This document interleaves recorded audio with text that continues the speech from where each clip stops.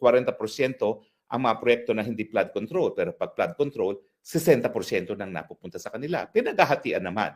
Kasama na dyan yung mga taga-DPWH at saka yung buwis na ibabayad para sa proyekto dahil hindi naman po pwedeng hindi sila magbayad ng buwis dahil recorded talaga kung ano yung halaga ng isang proyekto.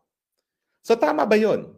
Na para bagang pinupuri mo ang kayamanan ng isang kontratista na alam mo namang hindi po pwede na nanggaling lamang sa tamang mga pamamaraan.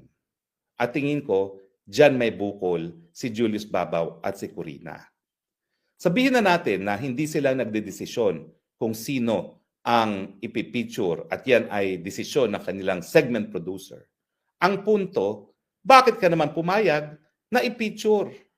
At para bagang magsilbing halimbawa pa sa ating mga mamamayan na tama ang gawain ng mga contractors dahil ito ang pinakamabilis na pamamaraan para yumaman. Yun po ang punto ron. Para bagang pinuri mo sila na naging biglang yaman sila dahil sa pagiging kontratista na alam mo naman na talagang yayaman ang kontratista kung sila ay corrupt. Alam nyo, sa iba't ibang bansa, tinatanggap naman na dapat kumita ang kontraktor. At syempre, linalagyan na yan. Sa kada bidding, linalagyan niya na yan ng parang 30% allowance for kita. Kasi syempre, kinakailangan ng equipment, kinakailangan panweldo ng mga kontratista. Ang pinagbabawal ay mahigit pa sa 30%. Kaya nga, kada proyekto na pinapabid out, meron niyang tinatawag na price ceiling at saka price floor. Yung pinakamababang halaga ng proyekto at pinakamataas. Pag lumambas ka sa pinakamataas o yung price ceiling, disqualified ang bid mo. Pag bumaba ka doon sa price floor, disqualified din. Bakit? Kasi magiging daspalinghado na yung gawa kapag mas mura pa doon sa minimum amount na inestimate para sa isang proyekto. So daspalinghado naman ang gawa kung bababa sa price floor. So ibig sabihin, meron na talagang halaga. Alam na ng DPWH kung magkano lamang ang halaga ng isang proyekto. Kaya nga gustong-gusto nila ang flood control project kasi hindi mo mamomonitor kung talagang ginagawa na nga ng kontratista yung dapat niyang gawin. Okay. So ang question, bakit mo pinabida-bida ang isang kontratista na alam mo na ang kayamanan ay galing nga sa either overpricing or yung inferior na mga gawain. Dahil kung 30% lang yan, hindi naman dapat ganun kayaman yung kontratista. Lalong-lalo na yung 30% na yan subject din to 30% tax ng gobyerno. Diba? So yan ngayon ang dilema sa mga mamamahayag. Dapat bang pinupuri ang gawain ng mga kontratista na alam natin ay yumaman lamang dahil sa korupsyon? Sa tingin ko, lahat tayo ang sagot, hindi.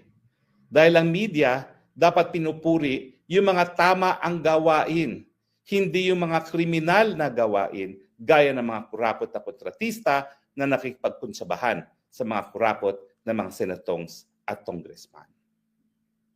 Anong pananagutan ng media pag sila nga ay pinupuri ang gawaing mali? Well, sa legal, wala. Kasi hindi pa naman napapatunayan nagkakasala si Diskaya. Pero in reality, mawawala ng tiwala ang taong bayan doon sa mga news sources na yan. In this case, kay Julius Babaw at kay Corina Sanchez. Huwag natin pag-usapan kung talagang tumanggap sila, pero sa tingin ba nila ni Julius Babaw at ni Corina Sanchez, paniniwalaan pa rin sila ng taong bayan next time na meron silang ibibida-bida na alam natin na ang kayamanan ay nanggaling sa mga kriminal na mga pamamaraan. Dahil ang korupsyon po ay kriminal.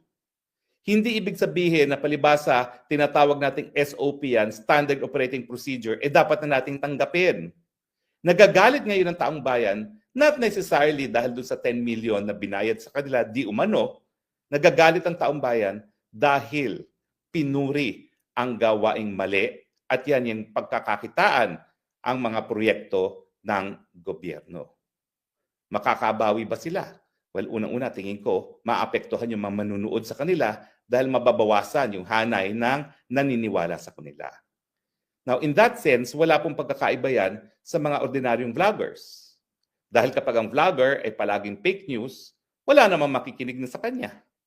Tignan niyo yung nangyari dun sa Jam. Ano nga ba pangalan ng Jam na yan? Dati sikat na sikat. Dahil nga walang paninindigan, pabali-balentong ang kanyang katapatan sa kung sino man ang nakupo sa gobyerno, wala nang nakikinig sa kanya. Dati-dati hot na hot siya. Ganyan din ang mangyayari sa mga news anchors kung hindi sila pagkakatiwalaan. Now, siguro panahon na rin na pag-aralan ng Kongreso kung dapat bang maging krimen ang pagtanggap ng pera ng mga mamamahayag kapalit ng coverage. Ang problema dyan, kapag ikaw ay nagpataw ng parusa sa mga tatanggap ng payola ng mga mamamahayag, baka naman yan ay magresulta sa paglabag sa kalayaan ng malayang pamamahayag. Kasi ang gagawin naman ng gobyerno, kapag masyadong masakit ang mga kritisismo na isang media practitioner laban sa gobyerno, gagawa ng kaso na ikaw ay tumanggap ng pera sa mga news sources. No? So, bagamat po pwede, ang tingin ko, mas malaki ang danger na gagamitin yung ganyang parusa para supilin ang malayang pamamahayag. So sa akin, tingin ko dapat talagang palakasin yung mga tinatawag nating regulatory bodies na hindi involved ang gobyerno. Sa broadcast, yan po ay kapisanan ng Broadcasters ng Pilipinas. Pero hindi naman lahat ng istasyon ay miyembro ng KBP. Ang GMA na pinakamalaking media outfit ay hindi member ng KBP. Pero sinasabi naman ng KBP na sila mismo ang nagpapatupad ng the highest ethical standards at katunayan daw ay meron silang ombudsman kung saan po pwede magreklamo yung mga sa tingin nila naging biktima ng hindi patas na pamamahayag. Kinakailangan siguro at this point na talagang sa hanay ng mga broadcasters at ng mga mamamahayag, palakasin nila yung sarili nilang regulatory bodies. Sa broadcast, yan ay kapisanan ng Broadcasters ng Pilipinas. Sa print, yan ay ang Philippine Press Institute. At kinakailangan siguro na sila na mismo ang magdisiplina sa kanilang mga hanay dahil kung gobyerno ang gagawa niyan, magkakaroon nga ng paglabag sa kalayaan ng malayang pamamahayag. At siguro naman, mas madali na magkaroon ng disciplinary sanctions kung ang paratang ay pagtanggap ng envelope kapalit ng coverage.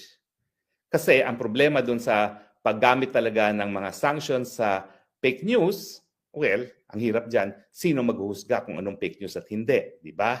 O pwede naman na ang isang tao ay hero at yung kaparehong taong yan ay paningin ng iba ay kriminal. Hindi naman ganyan ang issue ng envelopmental journalism. Ang issue dyan, tumanggap ka ba kapalit ng coverage, kapalit ng positibong mga komentaryo or hindi. At kung yan ang mapapatunayan, tingin ko naman, sang-ayon yan sa mandato ng mga industry regulatory bodies gaya ng KBP at ng PPI. So aking panawagan sa publiko, wag po nating panuurin, tangkilikin ang mga programa na pinupuri ang mga yumayaman dahil sa krimen gaya ng pangungurakot. At sa industriya, pinagkakatiwalaan po namin kayo bilang third estate media. Kayo po ang buhay ng demokrasya. Sana naman po sa inyong hanay, bantayan niyo ang isa't isa upang masiguro na tapat po kayo sa pagkakatiwala na ibinigay sa inyo ng publiko. Maraming salamat po sa inyong patuloy na pagtangkilik at sana nga po patuloy na maging masigla ang ating media dahil kung ang media po ay susupilin, ang resulta po ay puro propaganda.